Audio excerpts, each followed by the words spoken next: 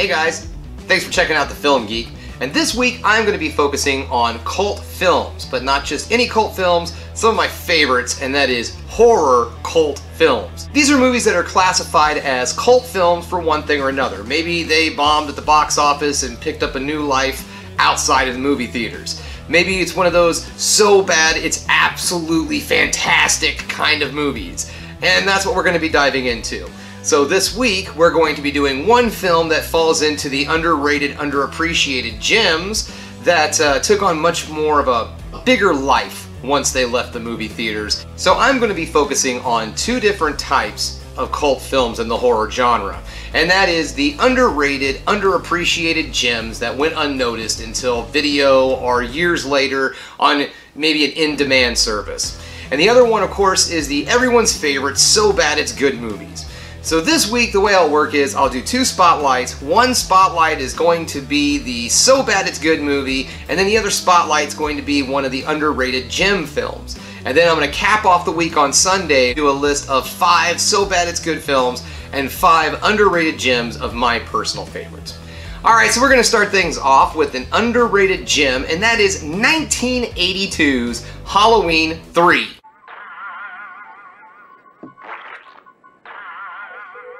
Hey, Charlie, can we have another station? You got it. The Immortal Classic, followed by the big giveaway at 9. Brought to you by...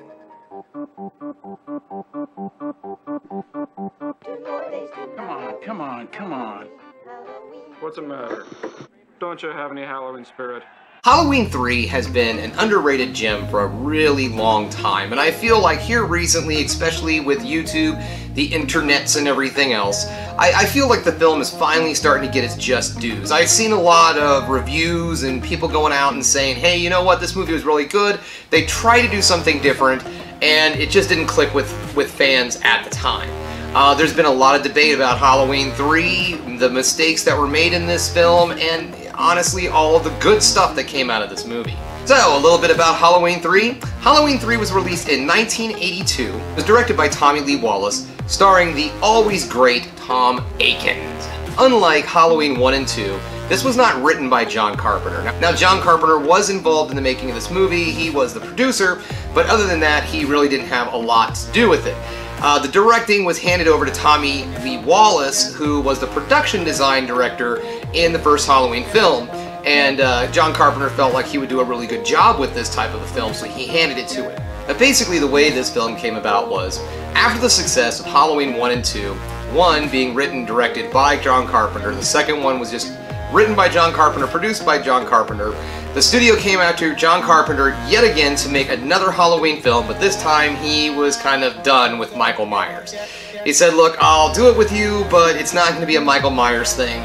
So he came up with the idea that maybe an anthology film would be a way to go. Each Halloween, a new movie underneath the name Halloween blah blah blah would be released. They wouldn't have Michael Myers in them anymore. They were going to have different stories each time. Each one of these stories would be written by a different writer and a different director and showcase some different unique horror film each and every year. A little bit cheated, guys, because honestly, this sounds pretty freaking cool. So they wanted to try something different with this movie. How different? Well, as you might have guessed, as I've said, Michael Myers was no longer a thing. The story of Halloween 3 goes as this. A company known as Silver Shamrock is putting out these new Halloween masks. Every kid has to have one of these Halloween masks. And on TV, there's a commercial that's constantly coming on, and it will go...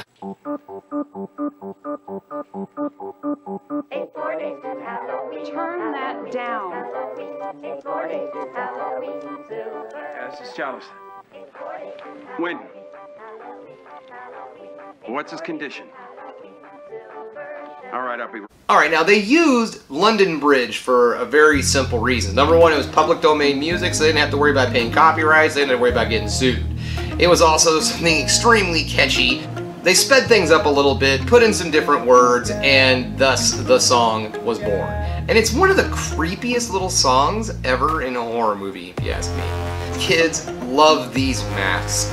So what happens? Well, on Halloween night at 9 p.m., everyone's supposed to watch their TVs for a special message. Now while this is going on, a warlock is working on casting a spell through the use of computers.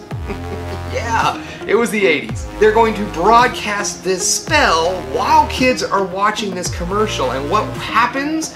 Their heads get turned into snakes and snails and stuff.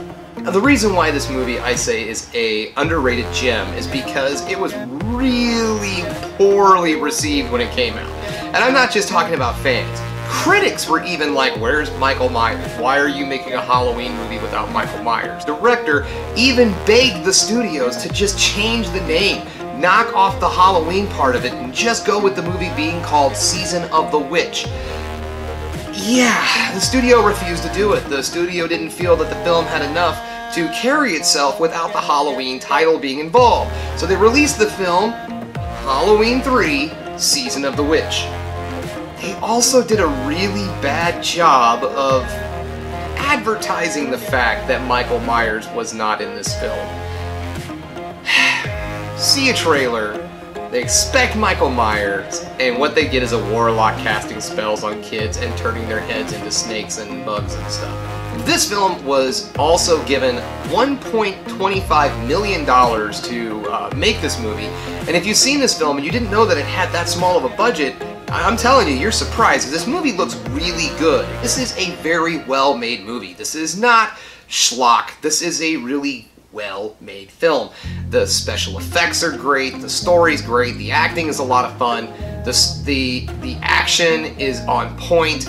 This is a really good horror movie, and if it wouldn't have been called Halloween, this would be a classic. This would be a movie that would be watched during Halloween. That people would be like, oh man, remember that movie Season of the Witch about the mask that turned kids into snakes and crap? Dude! Fun fact, Jamie Lee Curtis does have a cameo. Now there is a scene in the background of a TV from the first Halloween movie. Or it's the second. Anywho, it's Jamie Lee Curtis, but that's not the important cameo I'm talking about. The one that I really like is later on in the films, there's an announcement for a curfew, and the person doing the voiceover in the curfew just so happens to be Jamie Lee Curtis. And that will be the last time we see Jamie Lee Curtis until 7 films later in Halloween H2O, where she reprises her character from the first and second film. Now, what are my feelings on this movie? I love this movie, I really do. I really remember the trailer when this movie came out. Now, I was 7 when I saw the trailer, and I just remember the idea of these Halloween masks killing kids on Halloween scared the ever-living crap out of me. I watched this film later on down the road at a friend's house when a sleepover.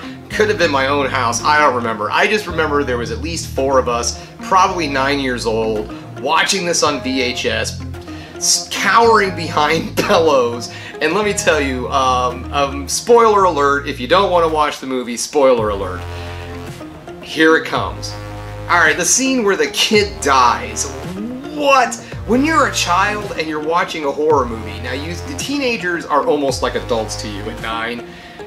When you see a kid die in a horror movie, that blows your freaking mind. That sets with you, because you don't see that. And we sat there watching this movie, and when it was over, it was silent. We had actually watched Friday the 13th before this film, and this one scared the crap out of us because someone around our age, old little Billy, turned into snakes and puppy dog tails and shit coming out of his eyes. Here. Movie affected me, guys. Movie affected me. Really enjoy this movie. The Halloween franchise is one of my all-time favorite horror movie franchises, even though this is the little redheaded stepchild of the entire franchise. People give this one a lot of crap, but you know what, guys? At the end of the day, this is a very competently made movie. This isn't schlock, this isn't crap, this is a good film, and it deserves a second watch. If maybe you watched this when you were younger and you were hoping Michael Myers was going to show up and cut someone's head off, and he never does, and you're upset about that. But you know what, guys? No. Give it another shot. Check this film out. You're gonna like it. You're going to really enjoy this movie. Maybe you're already nostalgic for it. Guys, that's the end of another Film Geek video. Thanks again for checking out, and like I always say, folks, keep watching movies, because you know I'm gonna.